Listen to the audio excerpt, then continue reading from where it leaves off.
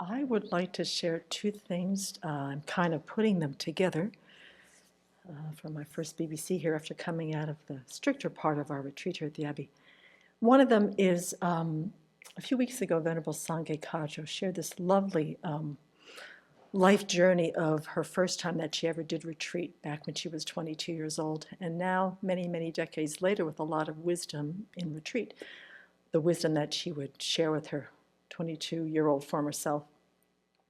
And also a walk that I took a few weeks ago with Venerable Down Country Lane in her healing process, where we were talking about the mind when it gets to spinning around some negative thought, which we usually have about ourselves, and how much suffering it brings, and how difficult it is to intercept that, and what are some of the ways that we can deal with that. And so she said, why don't you do a BBC on spinning mind in the retreat? So here we go. And so I wanted to start, first of all, to just share a little bit about my retreat experience and how I have found it really helpful.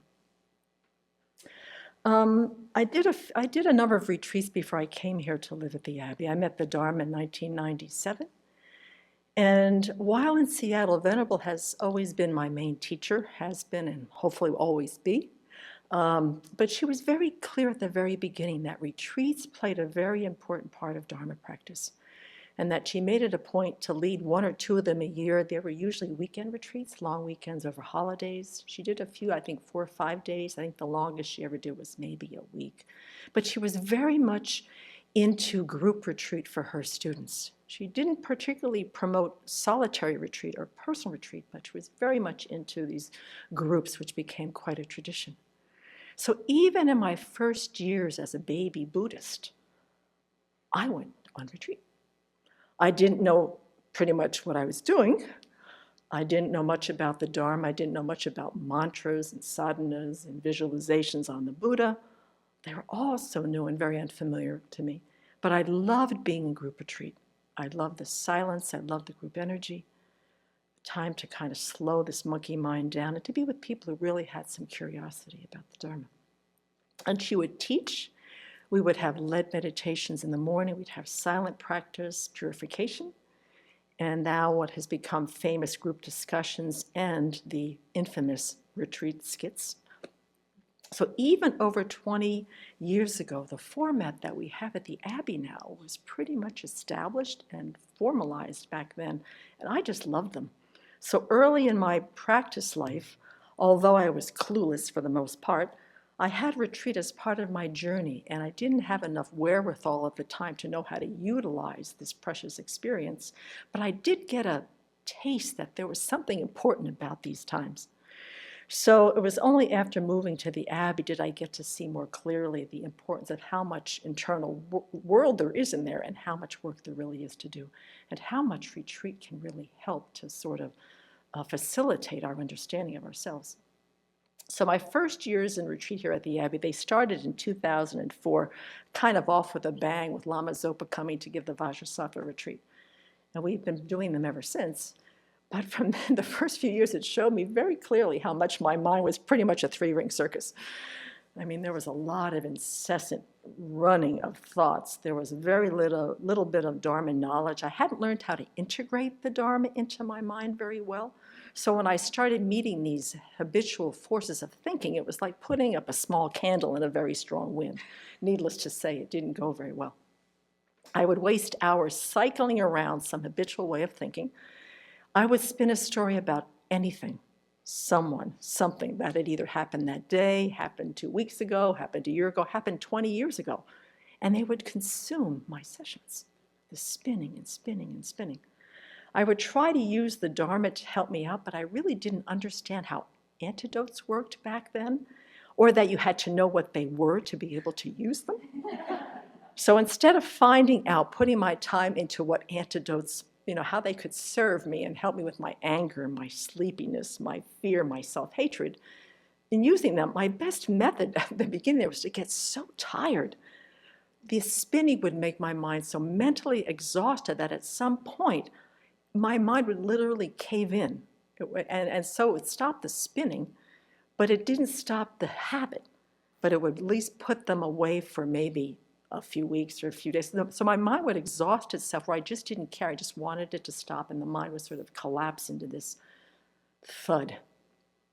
And like Venerable Sankai Kadros shared, is that, and as a result of this, when I'd find myself on the other side of these, I would berate myself. I'd get really discouraged that I couldn't manage my own mind. I mean, duh. I couldn't sit still. I couldn't remember the prayers. I couldn't remember the Dharma for even 3 seconds and forget about feeling blissful. And then on top of that, I would say, here I am living at the Abbey. I should be doing much better than this. I mean, there was a lot of self-denigration, self-criticism in the first few years, and that was so much a part of the suffering.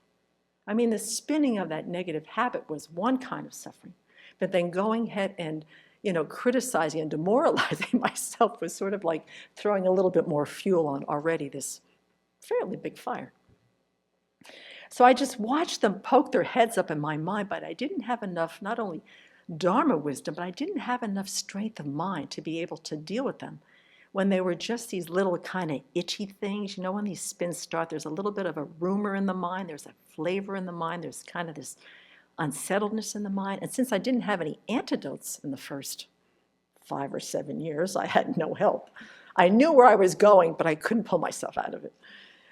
And as the years went on and the winter retreats continued, I mean, we've had 17 of them now, I began to see small spaces of clarity in my mind and small insights about how my mind worked. I mean, there were years of teaching. I mean, Venerable's been basically spoon-feeding us this precious Dharma. Living in community helps immensely. Keeping the precepts helped my mind a lot. So after a while, I got to get some insights about how it worked, how my trains of thought, every once in a while, both virtuous and non-virtuous, but there would be threads that were familiar and habituated. And I got to the point after some years of that when I started to see them, to start asking myself very important questions. Is this helpful? Is this creating the causes for Buddhahood? Really? Is this thinking leading you to liberation from samsara? Is there any chance to develop bodhicitta in this loop? Any chance? In this loop, you're habituating the mind in, is it virtuous or non-virtuous? Let's get serious here. I mean, what's the antidote to Semke? Once I finally started to understand that they were important and a powerful tool. Now, one of the things I have to say about these questions, they weren't really helpful in the first beginning years because I believe for these questions to have some antidote power to cut in to intercept these feedback loops, I had to have some Dharma knowledge and some reasoned faith regarding the Buddhist worldview. That I had to, even if it was totally intellectual, I had to have some sense that awakening was a doable goal that I could aspire to. For this question to have any power, to have any juice to it, I had to have some kind of reasoned belief that that was something that I deeply, deeply wanted. Or that bodhicitta is a powerful medicine that counteracts a lot of self-preoccupation, a lot of this loop, this feedback loop of self-obsession and self-concern.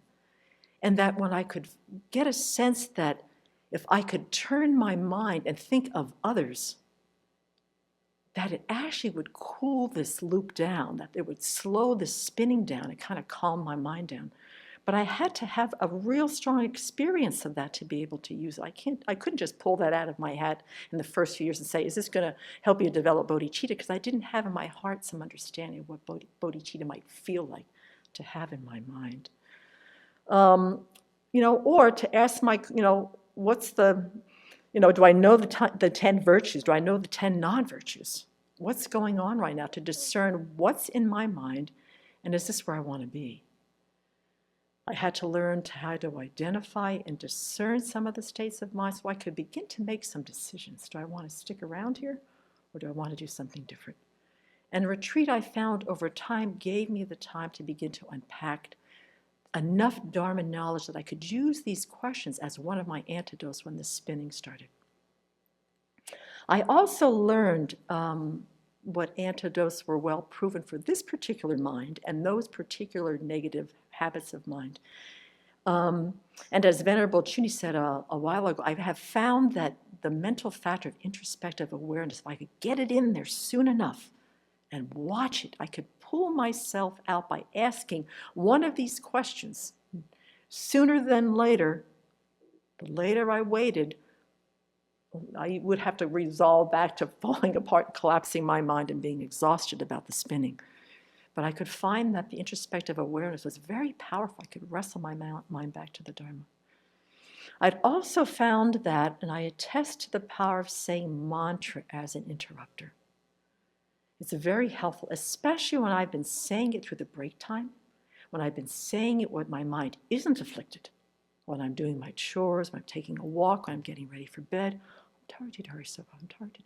So if I could, when I could see my mind starting to go into the spin place or this afflicted state, that became a familiar tool that I could throw, that could come up fairly easily without me having to try. And I find the Tara mantra, because I've been intentionally trying to do that this retreat, because I have some spin going on, is that it's been a really strong countermeasure for that spinning starting. And so in the past few years, I've learned also that it helps me to prepare for retreat by setting some doable goals. I'm not a real goal person. I'm kind of a see what flies, right? But I used to jump into the retreats full speed ahead. I'd have a lot of energy, a lot of expectation, but I really didn't have any intention. I just see what happens, you know? And early in the Dharma, that's not a real good way to enter a retreat. You gotta have a little bit of a Dharma strategy. So now I figure out that taking one aspect of whatever sadhana that we're doing during the retreat and really unpacking it and staying with it through the retreat helps me stay focused, helps bear a little bit more personal fruit. Like this retreat, I'm really unpacking the 21 Taras that I hope to share over the next few weeks. That's been so helpful. And then picking a topic of study that really inspires us, that really we have some curiosity about. Because and to walk and get a lot of rest, to eat well. One of the things that I have discovered, and it came through really clearly this winter, is if I'm eating a lot of sweets, especially chocolate, there is something going on. Because for me, sweets are a big distraction, and they used to be a reward, a soothing mechanism for me when my mind started to spin. And I've been eating noticeably quite a bit of chocolate in the past few weeks. And so I know to pay attention that there's some tender need that's not getting, there's some spinning happening. So I try to get rest, eat well, get enough sleep, do my chores with a kind of joy. So it's kind of having a simple plan that doesn't make me crazy because it's so complicated or it's filled with all these expectations and pressure to achieve something in my retreat. To bring something, you know, that brings me joy, that brings an ease to focus on. Remembering that Venerable said, just be content to create the causes. So this retreat, I'm also doing the water bowl nundro. I think 2 weeks ago, Venerable Jigme really shared with us her mandala offering preliminary practice. So I'm doing water bowls. This practice every day, as many as I feel I can do with ease. I'm not into counting. I'm not into doing a lot of tracking. And to use a lot of imagery. A lot of my Dharma comes in pictures. You know, I'm more of a picture person. I'm not into bullets and topics. I'm into imagining and picturing the Dharma in my mind. And Lama Zopa has some beautiful suggestions on how to offer the water bowls, who to offer them to, and a whole myriad of beings that I can offer them on behalf. And because of all the stuff that's going on in the country, I'm always bringing some folks in with me when I'm doing the water bowls. So as the years have gone by, and yeah, I have to say, folks, it takes a number of years to figure out how best to work with our minds in retreat. But it does offer some deep time with ourselves and the Dharma. And to not get discouraged. The mind is a very complex, amazing, untrained mind, polluted, impermanent phenomena. And so it takes a lot of time, it takes determination, it takes self-acceptance, and being realistic, but it certainly is worth it. Our minds are worth it, ourselves are worth it, the path is worth it, bodhicitta is worth it, and retreat is one of the very many myriad of tools that we have available in the Dharma. So we are blessed to be at the Abbey because it is part of our practice tradition here, which I don't know whether that's true for different monastic communities or retreats or Dharma centers. So let's really do our best to take advantage of that.